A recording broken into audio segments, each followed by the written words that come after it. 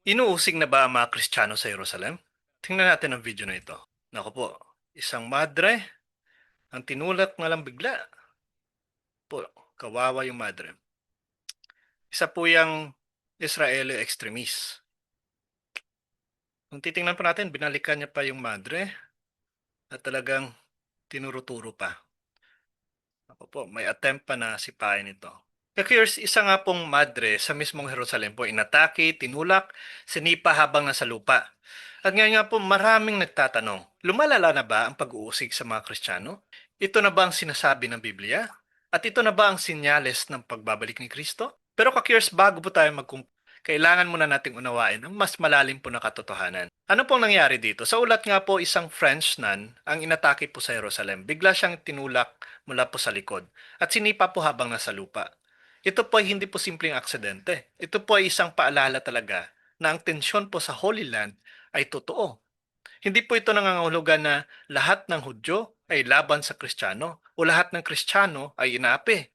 Pero ang malinaw po dito, may mga insidente po ng pag-uusig. Bakit may pag-uusig? Bakit may persecution pa rin hanggang ngayon? In John 15 verse 20, ito pong sinasabi, "If they persecuted me, they will also persecute you." Now, ang unang malinaw po na katotohanan, ang pag-uusig po ay hindi aksidente. Hindi po isolated incident. Hindi po bagong phenomenon.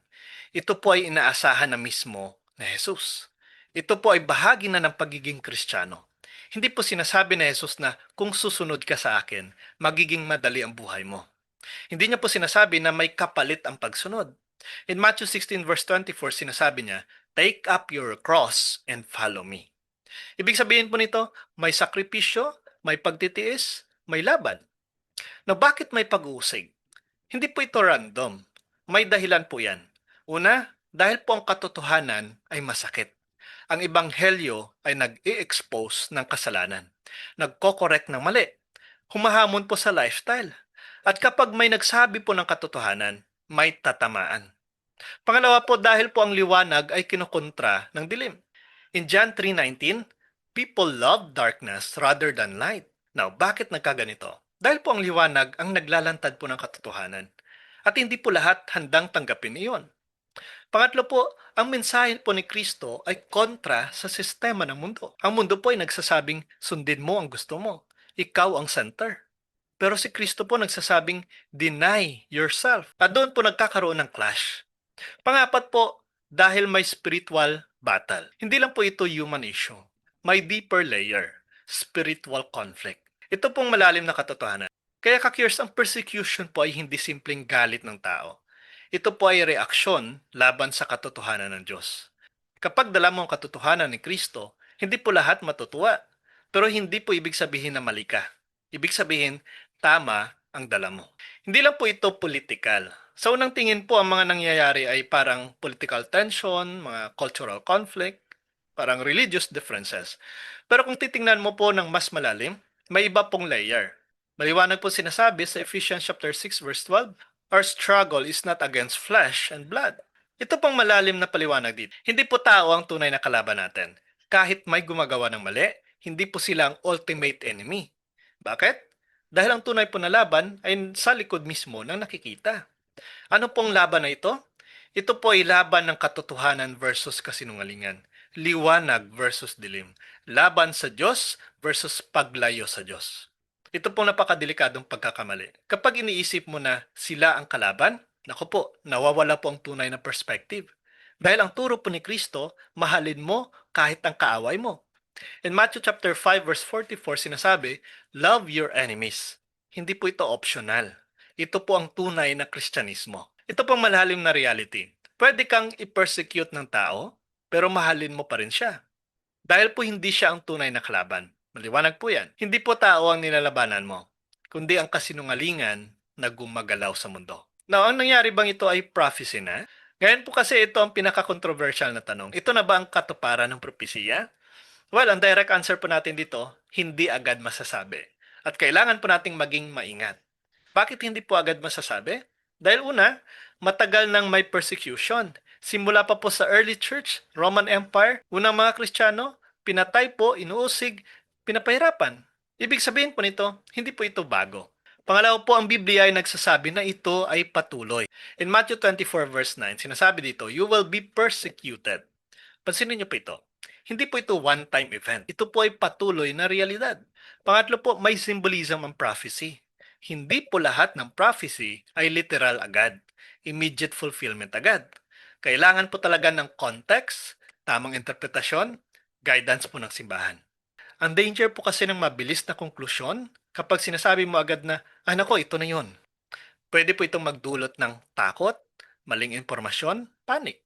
Now, para mabalance po ito pong mahalagang gawin. Yes, ang persecution po ay sign na ang mundo ay lumalayo sa Diyos. Pero hindi po lahat ng persecution ay automatic na end times. Ang nangyayari po ngayon ay maaring bahagi po ng prophecy. Pero mas sigurado na ito ay continuation lang ng kasaysayan ng simbahan. Now, ito pong pinaka-sensitive na tanong. Ito na ba? Malapit na ba ang pagbabalik ni Jesus? Well, in Matthew 24 verse 36, no one knows the day or the hour. Ito pong malinaw na katotohanan. Kahit po sino, kahit gaano pa katalino, kahit gaano pa ka-spiritual, walang nakakaalam ng eksaktong oras. Ano po importanteng realidad dito? Hindi po ibinibigay ni Jesus ang petsa. Bakit? Dahil ang focus po ay hindi prediction, kundi preparation. Ang danger po ng speculation, kapag sinabi po ng tao na ito na yon, sigurado na yan, nako po, may tatlong malaking panganib po yan. Una, panic, nagiging takot ang pananampalataya. Nawawala na pong kapayapaan. Pangalawa po, fear-driven faith.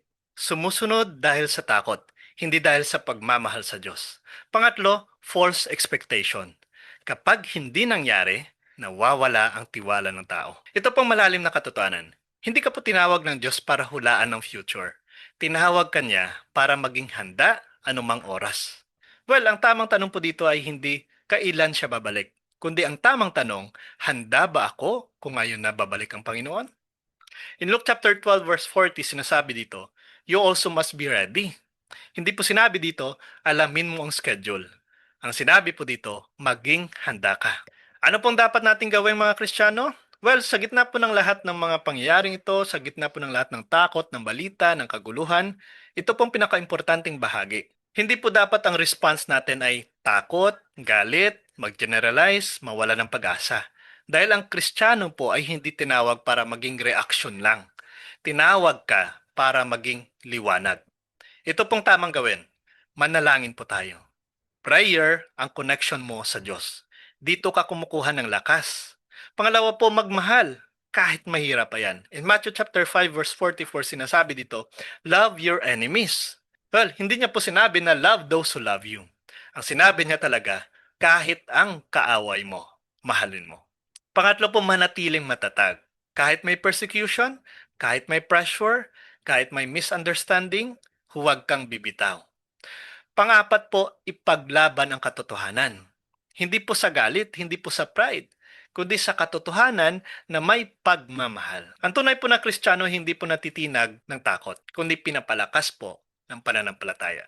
Ito po talagang dapat natin gawin. Hindi po ito laban ng Kristiyano versus Hudyo, hindi po ito laban ng religion versus religion, hindi po ito laban ng tao versus tao. Dahil kung ganun po ang tingin mo, mali po ang focus. Ang tunay po na laban ay liwanag versus dilim, katotohanan versus kasinungalingan, pananampalataya versus paglayo sa Diyos. In John chapter 1 verse 5, the light shines in the darkness. At ang dilim po ay hindi po kailangan manalo sa liwanag. Kaya ang problema po ng mundo ay hindi lang po politikal. Ito po ay spiritual condition ng puso po ng tao. Kapag ginawa mong tao ang kalaban, ako po, mawawala na po ang tunay na misyon mo. Dahil ang misyon mo, magdala ng liwanag, hindi magdagdag ng galit. Now, hindi ka po tinawag para manalo po sa argument. Tinawag ka po para magdala ng katotohanan. Kaya sa dulo po ng lahat ng ito, isa pong katotohanan ang malinaw. Ang pag-uusig po ay hindi bago, hindi po huli, hindi po katapusan. Ito ay bahagi ng paglalakbay ng pananampalataya. Kaya ang persecution po ay hindi sign ng pagkatalo. Ito po ay patunay na buhay po ang pananampalataya. Kung walang resistance, maring walang tinatayuan. Pero kung may laban, ibig sabihin po may katotohanang pinanindigan. Kung ang mundo po ay lumalaban sa katotohanan, ang Kristiyano po ay mananatili. Kung ang mundo po ay nag-uusig, ang Kristiyano po ay magpapatuloy. Kung ang mundo ay nawawala sa liwanag, Ang Kristiyano po ay magiging ilaw. Ang tanong po ay hindi kung bakit may pag-uusig, kundi kung mananatili kang matatag sa iyong pananampalataya. Kung sangayon po kayo sa video na ito, please comment down below. I'll stand in my Catholic faith. Please like and share, ibahagi po natin ito at suportahan po natin ang ating YouTube channel. Ang link po ay nasa description. God bless po sa ating lahat, sa ngalan ng Ama, ng Anak at ng Espiritu Santo. Amen.